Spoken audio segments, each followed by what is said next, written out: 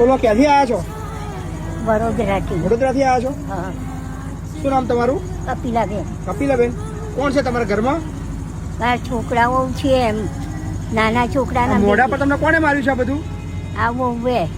વહુએ માર્યું છે? હા. આટલું બધું શું માર્યું? આ આંખો પર શું માર્યું છે? તવે છે. તબિયત માર્યા? હા. ગરમ? બાપરે બાપરે. તમારો છોકરો? મારો છોકરો બી હતો. છોકરાએ ઘસરીને મને બાથરૂમ મેં લાગી. અને પહેલાં તો ગોદરીને મેં કીધું મને તાવ આવે છે ને તો આજે હું મોડી ઉઠાશ ને પછી નાહી ધોઈ ને હું આજે રસોઈ નહીં કરું. તો કંઈ કમ નહીં કરે એમ કરીને ઠંડુ પાણી વેડી દીધું. તમારી પર સવારમાં? હા, સવારમાં ઠંડી કેટલી ને તમે કાઢી મૂકીએ?